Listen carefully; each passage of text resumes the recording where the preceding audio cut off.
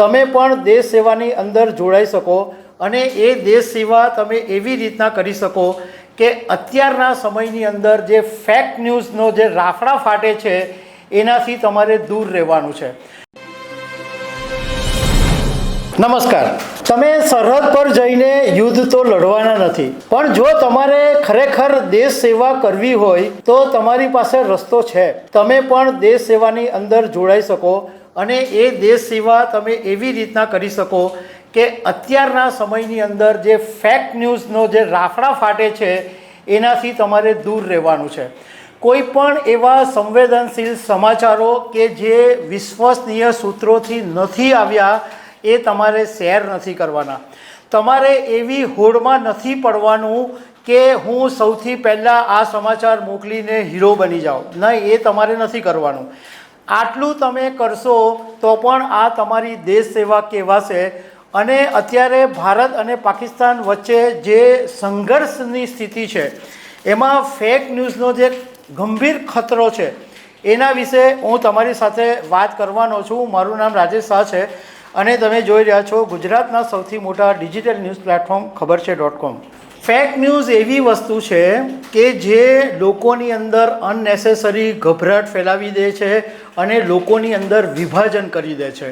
તમારા એક એવા સમાચાર કે જે વિશે તમને ખબર નથી એવા સમાચારને કારણે તમે પેનિક ફેલાવવામાં જવાબદાર બની જાઓ છો। આવું નહીં કરજો, કારણ કે આ તમારી એક દેશ સેવાનો ભાગ હશે। તમે સપોર્ટ કરશો કે હું ફેક ન્યૂઝ નહીં ફેલાવું। લોકોએ હંમેશા અત્યારના સમયની અંદર એક વાત બહુ જ એક જાગૃત નાગરિક તરીકે કરવા જેવી છે કે જે વિશ્વસનીય સ્ત્રોતો છે, જે વિશ્વસનીય સોર્સ છે એનાથી જ માહિતી મેળવવી જોઈએ। ખોટી માહિતી મેળવવામાં ભૂલથી ભાગીદાર નહીં બનતા। અને તમે ખરેખર ફરીથી કહું છું કે આટલું કરશો ને તો આ પણ એક દેશ સેવા ગણાશે। હવે ફેક ન્યૂઝના તમને થોડાક ઉદાહરણ આપું કે કેટલાક સોશિયલ મીડિયા પોસ્ટની અંદર એવા દાવા કરવામાં આવી રહ્યા છે કે ભારત પાકિસ્તાન વચ્ચે યુદ્ધની પરિસ્થિતિ ઊભી થઈ છે, જે હકીકતની અંદર અતિશયોક્તિભર્યું અને ખોટું છે। એકચ્યુઅલી કોઈ પણ બે કન્ટ્રીઓની વચ્ચે જ્યારે વોર થાય તો ઓફિશિયલ વોર ડિક્લેર કરવામાં આવે। અત્યારે જે સિચ્યુએશન છે એ વોર લાઇક સિચ્યુએશન કહેવામાં આવે છે। એકચ્યુઅલી ખરેખર આ વોર નથી અને એ વાત સમજવાની જરૂર છે, કારણ કે લોકો યુદ્ધ કરીને એવા મંડી પડે અને સોશિયલ મીડિયા પર જાણ્યા મૂક્યા વગર મેસેજ ઠોકા કરે। અરે લોકોની તો શું વાત કરીએ, આપણી દેશની જે મોટી ચેનલો છે ને એ પણ રીતસરની ફેંકાફેંક કરે છે। કોઈ પણ જાતના પુરાવા વગર પોતાની ચેનલનું ટીઆરપી વધે અને લોકોમાં આ ચેનલ અગ્રેસર છે એવી માહિતી ફેલાવવા માટે જે ન્યૂઝ આવે એ ધડાધડ ફેંકે અને પછી માફી માંગે। ઘણી ચેનલો, ઘણા એવા, એક ઇંગ્લિશ અખબાર તો એવું છે કે એણે એવું ફેક ન્યૂઝ ફેલાવી દીધું અને એ પછી થોડા સમય પછી માફી માંગી કે ના, આ માહિતી ખોટી છે। તો આ વાતને સમજવાની જરૂર છે। અને બીજું કે આ જે અત્યારના જે માહોલ ઊભો થયો છે એમાં જે કેટલાક જે કાફિર લોકો, જે શરારતી તત્વો છે એ આનો લાભ ઉઠાવવા માટે રીતસરના એક પ્રોપેગન્ડા બનાવે છે અને એક આખી એક ટીમ કામ કરે, એક એજન્સી કામ કરે। અને પાકિસ્તાનને તો આ જોઈએ જ છે। પાકિસ્તાન પણ જુઠ્ઠાણું ફેલાવવા માટે અત્યારની જે પરિસ્થિતિ છે એના કરતાં વધારે ઉપયોગ સોશિયલ મીડિયાનો કરે છે। કારણ કે સોશિયલ મીડિયાની અંદર જે આવા બધા ભેજાબાદ લોકો, ભેજાબાદ તો નહીં કહેવાય પણ ગંદા મગજના જે લોકો હોય છે એ લોકો શું કરે કે કોઈ જૂની વર્ષો પહેલાંની 3 વર્ષ 4 વર્ષની કોઈ ઘટના બનેલી હોય એ ઘટનાનો વિડીયો એડિટ કરી અને વર્તમાન પરિસ્થિતિ સાથે જોડીને તમને મૂકી દે। તમને ખબર જ નહીં પડે, તમે એમ જ માની લો કે અરે આ વિડીયો છે, કેવી રીતના ખોટું હોય, પણ એ ખોટું હોય છે, કારણ કે વિડીયો જૂનો હોય છે અને અત્યારે વર્તમાન પરિસ્થિતિમાં છે એમ કરીને તમને બતાવી દે.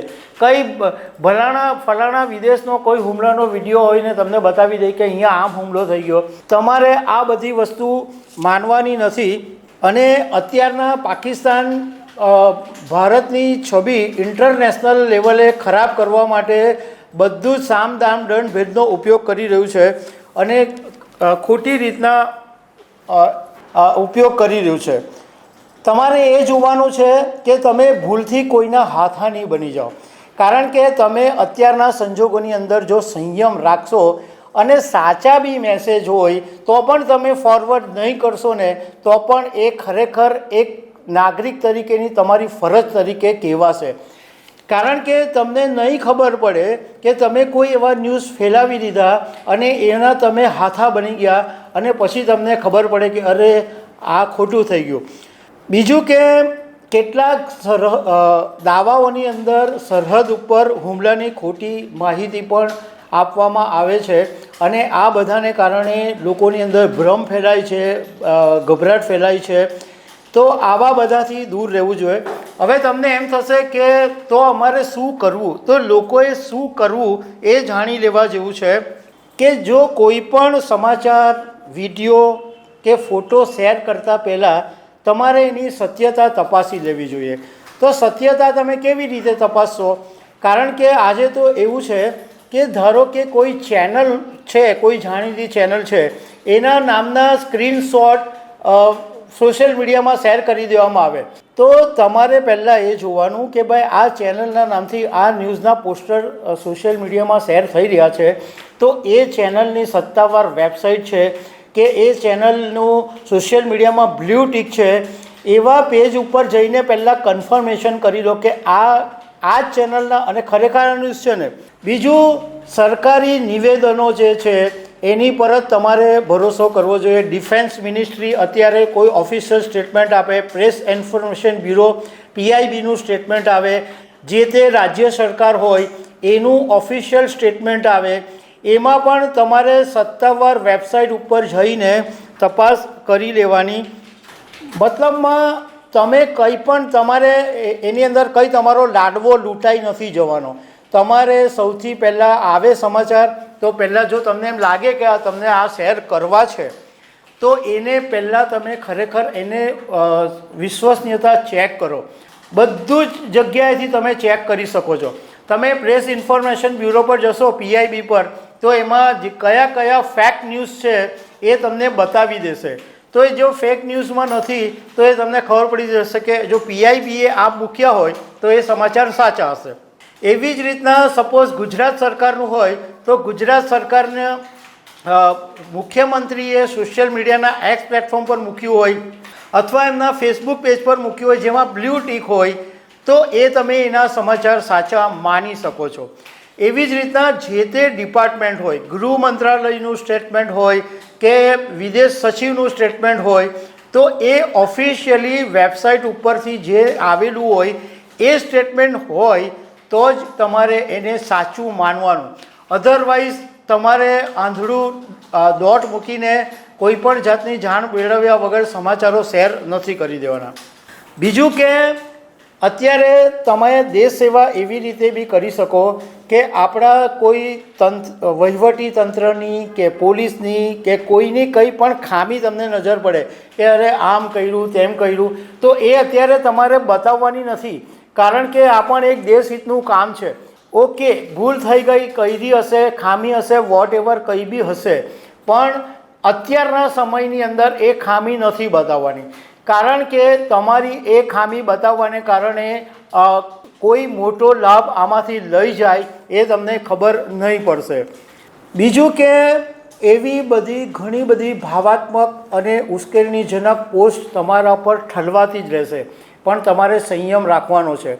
આવી પોસ્ટ જોવાની જ નથી અને આવી પોસ્ટ જે કોઈ ઉશ્કેરણીજનક કરતી હોય કે કોઈ ભાવાત્મક વાત કરતી હોય એવી પોસ્ટને બિલકુલ તમારે શેર નથી કરવાની. બીજું, અત્યારના સમયની અંદર જે વોટ્સઅપ ગ્રુપ કે સોશિયલ મીડિયા ઉપર જે ગ્રુપ એડમિનો હોય છે એની જવાબદારી વધી જાય છે. ગ્રુપ એડમિને જોવું પડશે કે આ ગ્રુપની અંદર કોઈ ખોટી માહિતી શેર તો નથી કરી રહ્યું ને, કારણ કે કોઈ સંજોગોની અંદર ગ્રુપ એડમિન પણ ભેરવાઈ જશે. એટલે ગ્રુપ એડમિને પણ ધ્યાન રાખવું પડશે કે ગ્રુપની અંદર અત્યારે યુદ્ધ જેવી પરિસ્થિતિ વિશે કોઈ પણ ભ્રામક સમાચારો શેર નહીં થઈ જાય. ગુજરાત સરકારે ક્લિયર કટ કીધેલું છે કે નાગરિકોને ખોટી અફવાઓથી ભરમાવવું નહીં અને સત્ય માહિતી પર જ વિશ્વાસ કરવો. અને સરકારે કીધું પણ છે કે જો કોઈ ખોટી માહિતી ફેલાવશે તો એની સામે કડક કાર્યવાહી કરવામાં આવશે. એટલે ફરીથી એક વખત કહું છું કે તમે પણ દેશ સેવા કરી શકો છો ફેક ન્યૂઝ નહીં ફેલાવીને. દર્શક મિત્રો, આવા અનેક અપડેટની સાથે અમે તમને મળતા રહીશું. Thank you very much.